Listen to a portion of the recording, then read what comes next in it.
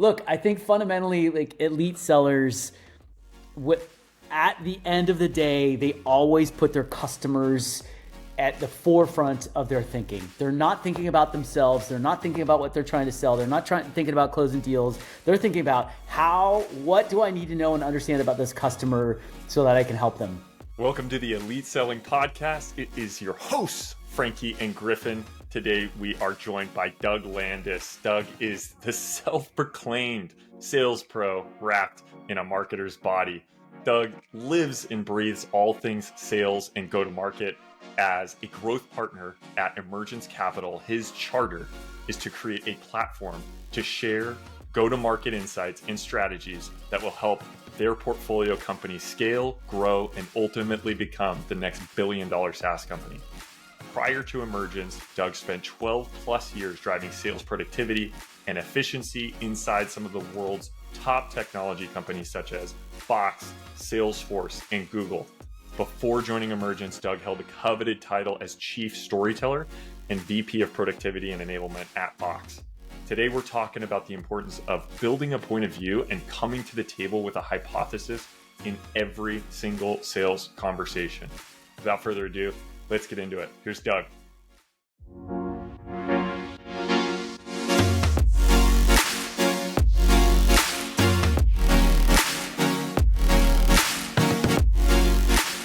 Welcome to the Elite Selling Podcast. Thanks for being here. Of course. It's great to be here. Good to see you guys. Yeah, we're excited for this. As we were prepping offline, we've got a really good one today. But before we get started, I'm just curious, what's the most exciting thing going on in your life today? Give us a little breakdown on that. Oh, wow.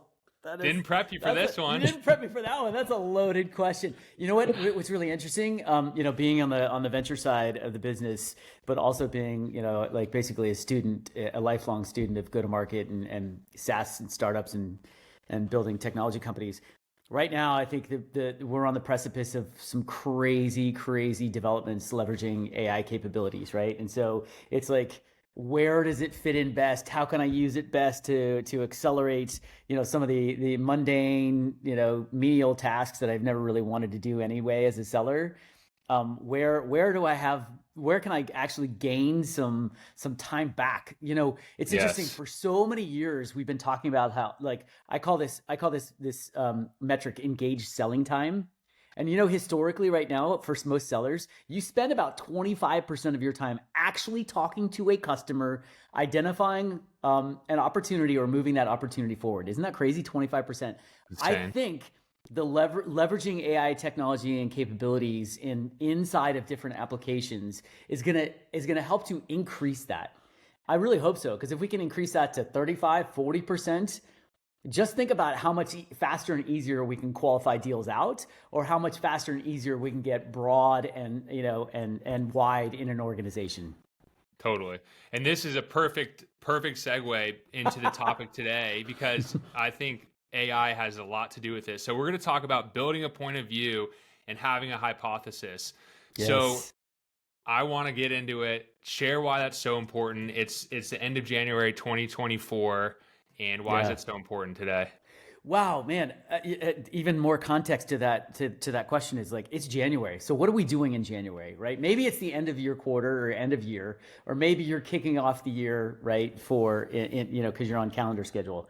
The reality is, if this is the new year kickoff, then you're assessing your territory, your accounts, your book of business, and how are you going to get to your number? You're just trying to think about that. You're like, oh, what's my plan? Mm-hmm. And, I think one of the things about this podcast and some of the guests you've had on before, my good buddy Dan Cutler that was on, who I'm obsessed with, is, the best sellers do an amazing job of planning, and they do an amazing job of preparing.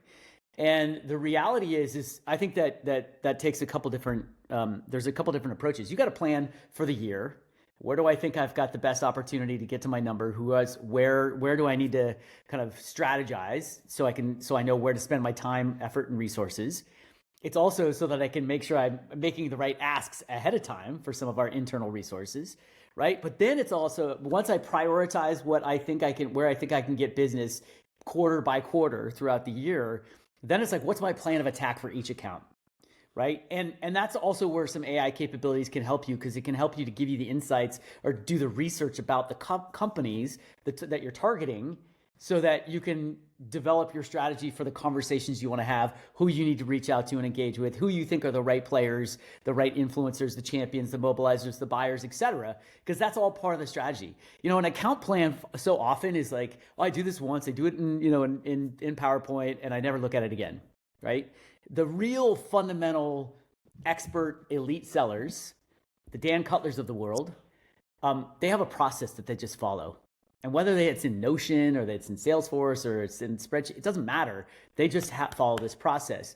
And what the process allows you to do is to be better prepared to have the conversation. Now, one of the things, Frankie, that you led with is this notion of like, for me, 2024, for all sellers, it needs to be about having a point of view and a hypothesis going into every single conversation. What do I mean by that? Well, look, if you've planned and you said, okay, these are the companies I want to target because they fit our profile. I've had success selling into these industries or sub-industries. I can get access to the right people. Once you start thinking about that, then you need to think about like, well, why do they want to have a conversation with me? Why might they even want to talk to us?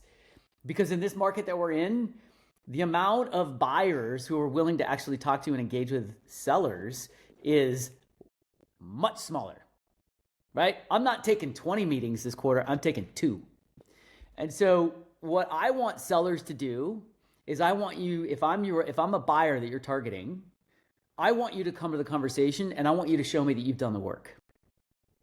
And this is the difference between elite sellers and what I would call average or mediocre sellers. Average or mediocre sellers, and even Dan said this, you got to do great qualification, you got to do great discovery. I hate that. I hate that narrative, because what it says is develop your list of questions to go ask the person. And you know what the reality is as a buyer?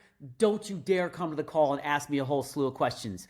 Come to the call with a point of view and a perspective and a hypothesis about my world, my industry, our company, my role, our business, why on earth I would ever want to have a conversation with you. Yeah. That's the consultative sale, right? You're coming to the conversation with almost a strategy of recommendation. Yes, We've done our research, right? Yes, I think that's the big thing that you're hitting on is the research part of this. Making sure you're coming to the call. Yeah. Show me that you've done your homework. Show me. I mean, we talk about, during COVID, it was all about empathy, right? It was like, and everyone's like, ooh, how are you coping with all this? It's like, that's not empathy. You're well. Yeah, hope you're well. I hope you got your shots. Oops, do I say that? Right. Is that yeah. Right? But the reality it's political now. Oh yeah, totally. Yeah. Don't talk about vaccinations. That could be that could ruin the call. Don't come to the call with that kind of bullshit. Right. Yeah. Come to the call with a perspective. Be like, you know what? Hey, Griffin. One of the things I was thinking about as I was preparing for our call. This is just how you start the call. Immediately, you know what I just said is I was thinking about you and this conversation before we actually got on the call. Right. And here's some things that I was thinking about. Right. So now I'm showing you that I've done some work. I've done some homework. Here's the interesting thing. I'm a linguist at heart. Words matter. And what I mean by that is I'm going to use words like, I was preparing as I was thinking about, and Griffin, some of the things that I was thinking you might be wondering right now. First of all, you might be wondering, why are we having this call? You just might be. Because honestly, stuff gets put on our calendars, we forget. Happens to me all the time, right? You're like, so what is this about? But you'll notice the word I use in there, which lowers your defenses. It's the word might. I'm not telling you what I think you're probably, I'm not using words like probably or you are, because immediately if I do that, you're like, dude, who are you? You don't know me from a ham sandwich. And now I don't want to actually share a bunch of information with you. The other thing about having a hypothesis and a point of view that is so important, and you need to have this for every conversation. Every conversation. It could be like, hey, I'm just trying to get a lay of the land of like who's involved in making decisions here. Have a hypothesis and point of view, because guess what? You've likely seen this before. You've likely had these conversations before. Oftentimes we talk about how we have to teach our buyers how to buy. We have to teach them how to buy from us and buy a solution like ours. And it's not teaching them how to do their job. It's teaching them what this process might look like if this makes sense for us to talk. Yeah. And so when you go to this conversation with a hypothesis or a point of view about their industry, like if their industry is getting hammered, like if you were selling to retail last year, it's like, oof, Griffin, I can imagine you might be kind of sweating right now because retail has just been taking a hit for the last couple of years, right? And so now if I can connect some conversations that I've had with other people just like Griffin, it's easier for me to build my point of view and to demonstrate that like I've done a little bit of homework. And here's the key, and this is why I said discovery drives me bonkers. The key here is I don't want you coming to the conversation with a list of questions to ask me. I want you to come to the conversation with a hypothesis about what's going on in my world. And the question that you're asking me is to validate or refute that. That's the question. Yeah. And now here's the difference, because what it's doing is it's showing that you did the work, and you're not coming to me and asking me a whole bunch of questions and asking me to do the work, right? Tell me about this. Tell me about this. Tell me about this. Every time you say, tell me, I vomit in my mouth because I'm like, why? Why do I have to tell you? Why don't you tell me? I love it. Going back to your point of the industry, right? Understanding the industry. I was in a prep meeting. I'm like, as you're talking, I'm putting myself a couple weeks ago, I'm in a prep meeting for, as most sellers do, for a discovery meeting.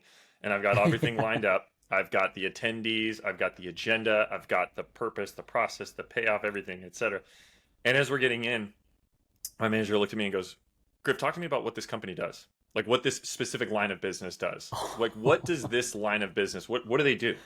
Yeah, how do they make money? I fumbled a little bit. I was like, what do you care? Like what we're here to move this from PG discovery to NBM, next step. Like that's what we're here to do. And he's like, no, you got to like, what does this line of business do? Okay, they're in application development. All right, what other company? Who do they compete with? Yeah. What's their industry? Like, what's their market size? Like, what is? Talk to me more about their industry, because that will help you form a point of view. And to your point, and I want you to hit on this, is I think you already are, which is people love to correct you. Like have a hypothesis, and these people, like these smart business sales leaders, whatever, whoever you're selling to, love to correct. Yes, they do. I'll say the dumb sales guy. They want to go. Yes. Well, they obviously respect that you've done your homework, but they want to. You know what? You got about 60% of this right. Right. That's like the best thing that could ever happen. Tell me about the other 40. Yes. Perfect. It's so Hook, true. line, and sinker, baby. Dude, so Griffin, you kind of you took the wind out of my sails a little bit. But yes, the reality is this is what I was getting to, because here's the beautiful thing. You don't have to be right about your hypothesis. Now, if I go to you two and I say like, hey, here's what I know is going on in your industry. Here's what I know is going on in your business. Here's why we have to talk. You're both going to go, shut the hell up. You don't know anything. But if I come to you and I say, hey, Griffin, Frankie, I was thinking about this, and it kind of reminded me of a conversation I just had last week with another application development team, and it got me thinking that you might be kind of wondering, like, how are we going to resolve this? How are we going to do this? How are we going to do this? And what, and look, I could be off basis. And what you're going to say is like, what? Actually, you're kind of there. There's an example. I was talking to a CRO, a company I will not name, huge deal, 7-figure deal. Everybody's in the meeting room, and they're like, we're not going to use slides. We're going to whiteboard. And for an hour, the CEO and the sales leader and the rep all get up there and they whiteboard this whole architecture. And, they spend all this time basically saying like, we understand the flow of information and how this is all going to fit together and how it's all going to work. And the CEO of the company goes, that is all wrong. And everyone in the room's like, oh gosh, like, did we just blow it? And guess what the CEO did? He goes, let me show you where you got that wrong. And he got up and he grabbed the pen. He erased a couple things. He made some adjustments. He's like, this is actually how it all needs to fit together. And they were like, oh, okay, no problem. But what it demonstrated is like they had done so much homework and they had come with a prepared point of view or hypothesis. And the fact that it wasn't totally right, Griffin, to your point, it gives the buyer, it alleviates some of the tension that I feel as a buyer when I'm like, oh my God, I got to educate you. And what if you don't really get it? And now all of a sudden you're making recommendations. And how am I going to trust that recommendation? Because I don't even know if you really get me. I don't even know if you really understand. You're just trying to sell some shit. And I don't I'm not comfortable with that. You know, Yeah. we talk about people buy from people. They buy from people they like and they trust, right? Yep. Well, you build trust by showing up to the conversation. And by the way, you can do this in your own relationships. It's like, you know what? I can imagine you might be feeling a little like, you know, like you just haven't felt heard. And, you know, I'm sorry about that, right? Like, I mean, it's the Relationship advice. I mean, it kind of, it all fits, right? And so, and then like back to one of the things that Dan said, you have to understand when you're talking about industry, you also, when you get to the company, you have to understand like, what's their strategic initiative? Is it, Yes. you know, is it to, are they focused on growing revenue, cutting costs, mitigating risk, right? Yep. Is this person we're talking to, how's it going to help them make money? How's this going to help them better serve their customers? Like you've got to understand how this I would say ladders all the way up to the top to the strategic initiatives, because you can use that in your hypothesis. Because it literally goes industry, company, persona, current state. And Yep. you got to have a perspective and point of view about all of those. Yeah, two things real quick I want to highlight that you said that I think are really important. The first one is what you just said is you can't be talking CEO level initiative with like an individual contributor talking about all these different things. Like, yes, you should mention it, but you can't think that like an engineer on the floor is going to care about what a CEO would care about, right? So to your point, like go in ebb and flow based on the persona that you're at. The second thing that you mentioned is like asking them where you got it wrong and like bringing them into the conversation and not just like coming in and dumping in and saying, this is how we're going to help you solve. So words have matter. What I want to do, just because we've never talked about this topic before on the podcast, is dive deeper into the AI conversation, if you're okay with it for a second. Yeah, why not? Sure. I'd like to hear your perspective on how to use AI to drive the hypothesis and have those better conversations. Well, I mean, to be honest, you could literally go into Claude, go into Bard, go into ChatGPT and be like, hey, what's your hypothesis about where this company is heading in the next 3 years? Right? Yeah. There are solutions out there that will summarize your 10K or 10Q for you. That like say what's the Def 14A for this company if it's a publicly traded company. It'll give you like who's who and who gets paid what and what their strategic initiative is. If you haven't read the Def 14A for a publicly traded company, go check it out. It's kind of a snapshot of what the 10K or 10Q is, but now we've got technology that'll like summarize it for you and give you all the salient bullet points and the things you should talk about. Yeah. Right? So it's like AI technology can help you, but you have to have a process. We'll go back to Dan. He's methodical. We know this. Like the dude doesn't skip a beat. So you got to have a process. So if you're going to use AI, the way in which to build a hypothesis or a point of view is like, okay, what is going on? I'm going to go to ChatGPT and be like, okay, so I'm going into a development industry or oil and gas. What's going on in the oil and gas industry? Who are the big players? Who's moving? Who's not? Who's making money? Who's not? Okay, great. That's industry. Give me my perspective or point of view about the industry. Now let's go about company. What's going on with this company? Give me the last 5-year historicals. What has the market been saying about them? Who do they compete against? What's their stack ranking in the industry as compared to their competitors? And help me develop a point of view about what's going on with that company. Now let's take that to the persona. Tell me about the lead application developers. Like how has their role evolved over the last 5 years? So it's about, you can use AI capabilities to help you build your hypothesis and your point of view for each, what I would call target area conversation that you need to have. Mm-hmm. Right? And by the way, Frankie, I disagree with you about, so like when you know the CEO's strategic initiative or the initiative of the board and you're talking to an IC, guess what? That IC may not know what that is, but it's important to know that whatever they're deciding has to connect all the way to what that initiative is. That's right. Yeah, that's fair. And I definitely agree with you. I just think you can't just be at that 30,000 foot view. Oh, no, level not at all. Try and communicate it. But yes, that through line needs to be there. So yeah. For example, if we're talking and they're like, you know what, if I invest in this solution, I think it's going to help me get more code out faster. I'm just using the application developer example. It's like, okay, cool. So if we can get more code out faster, what does that mean? Because I'm curious, because one of the things I was just I was doing some research on the company and right now your CEO has been all over the place talking about how they got to cut costs. They might have to do some significant layoffs. Like, How do we connect that? How do we connect you getting more code out faster to what your CEO is thinking about, which is like, we got to cut costs? Because to be honest, I'm a little worried about that. Honestly, I'm worried that if you and I go to him or her, or if you do and you say, hey, I want to make this investment and here's what it's going to do, they're going to be like, do you not hear what we've been out saying in the public markets, that we're trying to cut costs and we just did a bunch of layoffs? Like, so we got to figure out how to connect those two. Yeah. Understanding what roles individual contributors play in one of those big three strategic initiatives of improving revenue, increasing revenue, decreasing costs, or mitigating risk. So and individual and sellers, we need to come prepared. That shouldn't be a hypothesis. If you're selling to a public company, that should be a known, agreed upon. This is what you're calling out in your 10K, in your earnings report. If you miss that going into a call, it comes back to missing the preparedness. So, Doug, switching gears, like, you've worked at some great companies over the last 20 years. Like Box, we just talked about Salesforce, right? Sales productivity, sales leadership.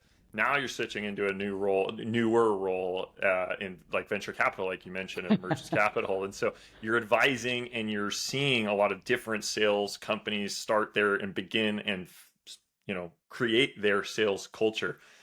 Would love your take on what you're seeing out there that's going well in today's selling environment and sales culture, and something that maybe is not going great that you wish sellers would bring back from either the old school or back in the day, or anything along those lines.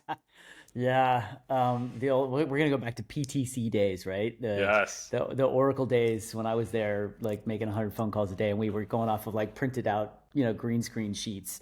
Yeah, this shit's gray for a reason. CRM was called Oasis, and it was literally like green tabs, tab. And oh my gosh, it was crazy. It was totally crazy. Yeah. Look, here's the thing. And by the way, I've been in venture for over 7 years now, so it's like it's kind of wild. But you know what? The reality right now is, given this environment, we've had 15 years of frothiness, and we've all benefited from it pretty significantly, right? But the problem is, in many cases, it made selling almost a little easy. And look, selling is never easy. Sorry, selling is always hard, no matter what. I don't care what you're selling. It's difficult because you're trying to convince somebody to give up of something of their resources, right? And it's a personal decision, and there's a financial decision, and all that. But the reality is, today in this environment, people need to get back to the fundamentals. Mm-hmm. Like sellers, the thing that I'm seeing people struggle with is the spray and pray approaches, the cheeky little messages on LinkedIn. Like John Barrows today was talking about how he got like full on bait and switched, from what the guy was reaching out to him about, like, let's collaborate. And then he tried to sell him something, and it was like, it's like all of that stuff, buyers don't have time for it. They just don't. They don't have time for you to come to a call and ask me 50 discovery questions. I don't have time for it. If you don't come to the call and you start adding value right out of the gate, I don't have time for it. And so you gotta understand what matters and what you need to know and have knowledge of. Griffin, your example before of like, what does this company do? Yeah. I mean, that is so 101. It's kind of crazy. But I love the fact that you had that experience, because guess what? We're also human, and we forget things. And we get caught up in the process, and we're like, this is how the process is going to go. And then sometimes we got to stop. And there's an old adage, like in the world of construction, I worked construction growing up. It was like, you measure twice and you cut once. You got to slow down in order to be able to speed up. And I think that this process, or this exercise of building your hypothesis or point of view for every conversation, forces you to slow down. Because it forces you to take a step back and be like, why on earth would Griffin ever want to have a conversation with me right now? Like, if I'm thinking about him, or I'm thinking about you, and I'm like, why should this even matter to them? Yeah. And you really start to think about it, and you're like, gosh, you know what? To be honest, maybe it doesn't. And I'm okay with that. I'm totally okay with that. I just want us to like have a conscious, open, transparent conversation. And if we both decide that, this conversation doesn't need to continue, cool. Yeah. Right. So I think right now it's what I'm seeing is like, got to get back to the basics, the fundamentals, like the strong process, just the rigor of following the process, things like get your face in the place. Yeah. True. Old school, get your face in the place. Make sure everybody there knows who you are. Yeah, I gotta say, Griff, our old COO at People AI, Art Yeah. Harding, he used to make Shout a out joke Art. during COVID where he's like, people got real comfortable shooting moose from the lodge versus going out and getting in the woods and being out in the field. And I That's just think it so was like the great. best analogy ever. Yeah, that's so great. That's so great. Yeah. I love the visual shooting moose from the Yeah. lodge. You're just sitting I up just there think on of the some on the guy. deck. You're like, "Beep," you know? Yeah, like in a like a wooden rocking chair, just like Totally. popping off from Little the lodge. little glass of So whiskey and a little spittoon, and now he's like, no, put on your camos, go freeze your butt out there and wait. If you want to find the big bucks, if you yeah, want to shoot the big bucks, go out there. But it's true, man. It's like, and the problem now is like, do we all have offices? What do we do in this hybrid environment?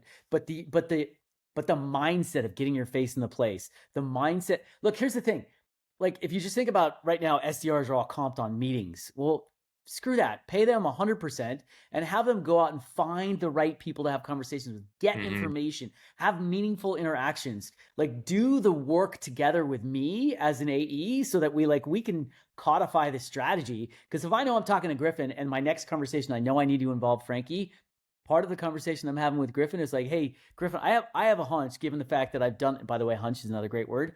Given the fact that I've had conversations like this before, and I did a little research and I recognize kind of Frankie's in this domain, my hunch is we're probably going to need to involve in him in the next conversation. How do we do that?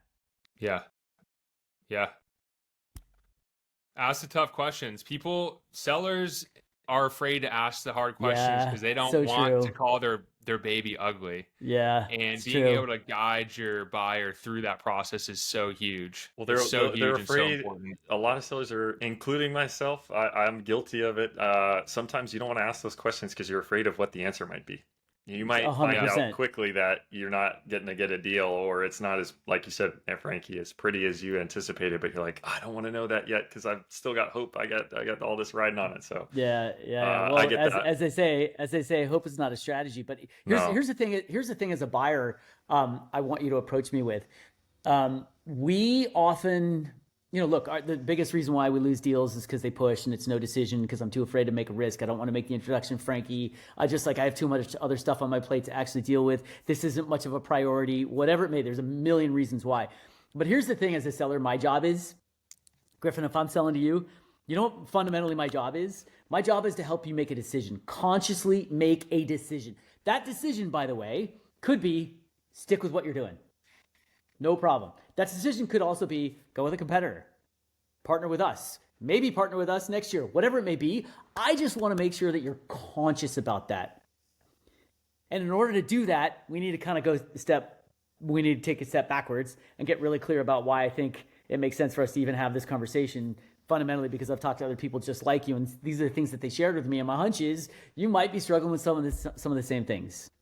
Yeah. One point that you're making that I want to just kind of encapsulate here is it's hard to sell, right? It takes a ton of time. It takes a bunch of resources. It's not just you and the boat. It's people around you in your organization. So your point about slowing down to speed up, when you pick your accounts, if you actually think about, hey, how do they make money? Where are they positioned? Are they growing? Are they declining? Do they want to reduce risk?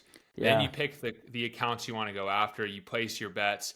Then you're doing that research. Then you're going after it. Then you're starting to get down the line. At the end of the day, to the point that you just made, if they don't buy, they're going to remember you because you sold them differently. And I think as sellers, we're so short-sighted when we're looking at our territory or our patch that we're just like, we got to make our number this year.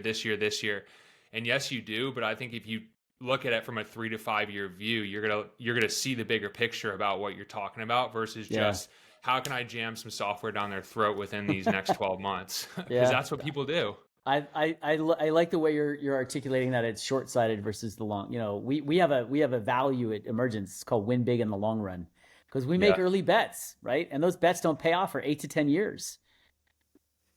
Right? So it's talk about long term. Yeah. Yeah, dude, talk about wondering if one of those deals you closed actually will pay off down the road. Oof. Yeah. It's you gotta but it's a process, right? It's just if you're diligent, if like Dan, you know the process and you follow the process and then you put in the work and you don't skip steps and you Frankie, as you alluded to, you do the homework to identify where you think the opportunity is, and then you do the prep to have the right conversations with the right people. Like if somebody, look, as sellers, when someone does a great job, selling to you, meaning you can tell they've done their homework, they've got a point of view, they engage with you, they share examples of how they've done this before, you're like, oh, you're good.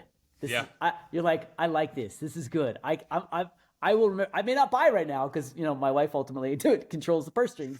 But this is good. I'm going to remember this, and when it's time, I'm coming back to you. 100%. Right? We all remember 100%. That. Yeah. Just as much as we remember the person that tried to pull the wool over our eyes. Right? We're like, never going there, talking to them or working with them. You got to know who's making decisions, because ultimately the most valuable asset for a seller is their time. Like you have to go in full circle, way back to the top of putting the plan in place together. You have a finite amount of time. Right. There's holidays, there's weekends, there's like when you shrink it down and the amount of time that you have selling, 25% of your time is going to be selling. You got a very narrow window, so you got to be very crisp, and you do not want to be wasting time with the wrong people. But Griffin, there's also this too. And yesterday I just did a post on time and the value of time on LinkedIn, and it's crazy because guess what? Buyers. Our time is super valuable. And if you come to my conversation, if you haven't done your homework and you're wasting my time, you're done. Yeah, one shot. You're done, right? So time is this ultimate, commodity that none of us get back.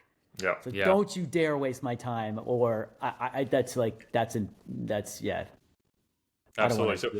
So question for you around, no, I love it. So going back to for our listeners that, Frankie and I are proof of this. We got a lot of sellers out there making moves, joining new companies, looking to new ventures. 7 years you've been in venture capital, you've been advising and working with smaller companies of all sizes across all industries. A lot of my friends are looking to get into startups and be that first, sales rep, second sales rep, really early stage company. Curious if you have any recommendations for our listeners, that something they should know about the difference between maybe a larger company seller and what you really need, something key, like obviously the fundamentals, but something intangible or something that you need if you're going to join a startup as a seller. Yeah, I mean, look, you always need grit in selling, but it's even harder when you're early stage or the first seller or the second seller, because there's so much you don't know. You don't have data to back up your hypotheses about is this the right persona? Is this the right time to reach out to them? What's the best way to leverage my network? There's just so much you don't know. And so you've got to be really open to, one, testing, having hypotheses and testing it. Two, tracking everything so you can rinse and repeat what works and what doesn't work. Three, recognize that you don't have the 18 resources that has built all of your assets for you that helps you identify Salesforce. Oh my gosh, I can't get into Salesforce. Why is this account showing up as duplicates or triplicates? We don't have a RevOps person who's doing this. What's going on? You're like, I'm just going to do everything in Excel and spreadsheets. And then the CEO's like, what's happening this quarter?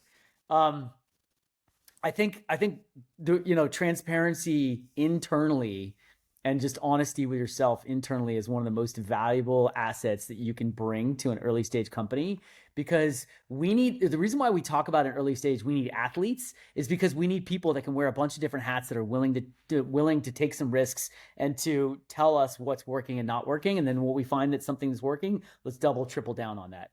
And as a result, we're going to pay you well. No capped, go make a bunch of money, make $1 million. Cool, because if you do, guess what? Our valuation's going up. We're raising more money, and we're proving in the market that there's a there. But it's really hard. It's really hard, and not everybody's cut out for it. A lot of people just used to just give me my territory, my book of business, and give me my resources. Let me just go hunt. And in this case, this is I don't hunt. I don't even where are the guns? I gotta go. I gotta find the lodge. Yeah, they're somewhere. Are they locked up? Do I have to make my own weapon and go out and I'm not hunting with a gun. I'm hunting with something I gotta go carve. You're using sticks and rocks. Sticks and rocks, totally. I'm like, all right, well, if that's how I gotta survive, then let's go do it. And so you gotta have that that entrepreneurial spirit about you, because there's a lot of stuff that you gotta test. Some of it's gonna fail, some of it's not, and so you kind of just need to know and understand that. The other thing you also have to understand is if you're going to be one of the early sellers, things may go sideways, and you may discover that this isn't actually a real thing, that they got to 1 million selling to all their friends, right? And all of a sudden you're supposed to go build this model and go rinse and repeat and take it from 1 million to 4. And you realize ooh, maybe our pricing is wrong. Maybe just the product, and all of a sudden the product isn't actually delivering on the value, or you don't even know what the value is because you thought it was X, but now it's Y. The number of companies that end up doing early stage pivots are pretty significant. Here's a crazy statistic. And I'll leave you with a stat because it'll kind of boggle your mind. 10% of all startups, technology startups that have raised 3 million or more in capital, only 10% make it to 30 million in revenue. Wow. I believe that. Only 1% make it to 100 million in revenue or $1 billion valuation. What's the main reason? Why do you think that is? Big question. Another loaded question for you. How much time do we have? Load 'em up. Yeah. Part of it's market, part of it's execution, part of it's leadership. Oh my gosh, dude, bad hiring. Bad hiring. The CEO makes some mistakes, and all of a sudden, we have a company right now, the founder, CEO hired a co-founder, and turns out they made the product wrong, and they had to re-platform, and then they left, and it's so we lost a bunch of money, and now the valuation's all out of whack, and we got to go hire another. It's just, there's a lot of things that can go sideways.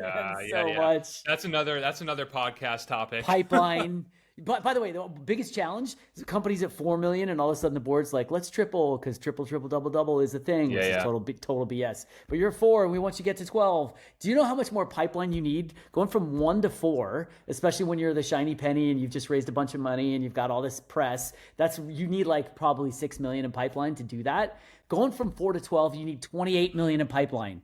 Insane. 6 to 28 is massive difference. Yeah. And we're just oh, you could do it. You closed 1 6-figure deal last year. Why can't you close 20 of them?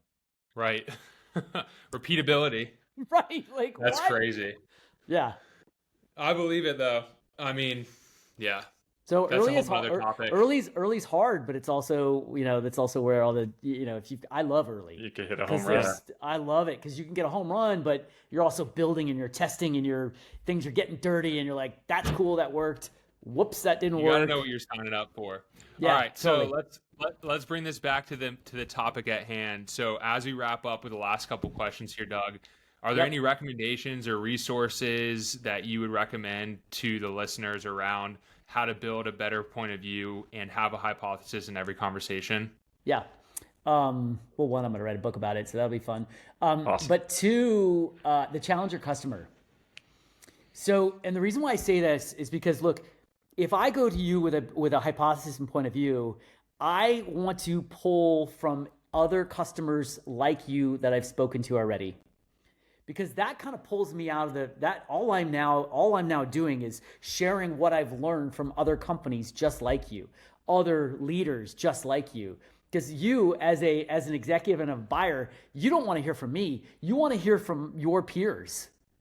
You want to hear from what they did, what they experienced. Do they have the same problems? Who do they evaluate? How do they evaluate? And my job is to kind of facilitate that information exchange. So the whole idea of challenger customers, go understand your customers inside and out. Leverage them. Know how to leverage them as resources in your conversations. You notice, Griffin, when I'm saying, hey, when I was preparing for this meeting, it reminded me of a call I just had last week with Frankie, and Frankie is at this company in this very similar position. These are some of the things he shared with me. And so I kind of thought you might be in a similar boat, right? But I can only know that if I know my customers, if I understand what value our customers need. And here's the other thing to always think about too. You're not selling to your prospect. You are trying to solve a problem for your customer's customer. Think about that. That's a great mindset to have. If you think about that, Griffin, I'm not talking about how I can help you right here, right now. I'm talking about, Griffin, how do I help you go close more deals with more customers? How do I help you help your customers? And if I can do that, you're going to be way more interested in having this conversation. I think that is the ultimate next level selling. If you understanding your customers puts you in a category of sales reps and sales leaders that is great, very, very good, above average. But if you can understand who your customers are and the challenges they're having, and tell the story, forget about a pitch, forget about it, tell the story of how that brings it back to your solution, how your solution is going to help your customers with their customers. That's game over. Call it slam dunk. Gold. I love it. Gold. Yeah, look, I was the chief storyteller at Box for a reason, right? So I get it. I got that. Stories. We got a whole nother podcast there too. We got two more topics out of you for this. Absolutely. Well, we're going to continue the discussion, but for today, Doug, we know you knew we were going to ask it. Would love for you to give us your definition of an elite seller. Oh, right. You know what? I forgot my answer. I was like, right as you asked him, like, oh, you didn't write it down? No, I don't write anything down. Come on. I'm like, I love like, you were prepared. You had a hypothesis. Exactly. Come on. No. Look, I'm not perfect. I didn't ever say that. Come on. Look, I think an elite, here's the thing. I'm not a fan of labels. Like elite sellers versus, look, every single seller out there can be elite in at any moment in time. And every seller who's elite can also, drop the ball just as equally. I mean, Griffin, you just experienced it, right? When you're like, oh, I don't really know what do they do? I don't know. So like, look, I think fundamentally like elite sellers, at the end of the day, they always put their customers at the forefront of their thinking. They're not thinking about themselves. They're not thinking about what they're trying to sell. They're not thinking about closing deals. They're thinking about what do I need to know and understand about this customer so that I can help them. And honestly, one of the most helpful things might be like, dude, Griffin, you are not ready for us to have this conversation. Like, I get it. And that's okay. I'm just going to keep pumping you some resources and pinging you. And eventually it's going to be the right time. So I think what elite sellers do is they put their customers in the front of their mind every single day. They're always thinking about their customers.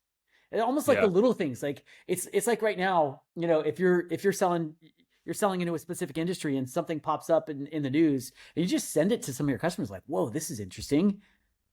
Like, wonder, I'm sure you probably read this, but wow, this is really interesting. It feels like your industry is just about to take a big shift. I don't want anything from that. I'm just sharing with you some things that I'm paying attention to because I'm thinking about you. Yeah. Great answer. I love that. Be customer centric. Yeah. No, it's true though, because it's so easy to say, but going back thinking about this episode, you gave the breakdown in the playbook how to do it. So awesome answer. Doug, thank you for joining us today. We really appreciate it. Of course. This is fun. We'll have to do a couple more. I'm here for it. I'm here for awesome. Thanks, Doug. All right, you guys.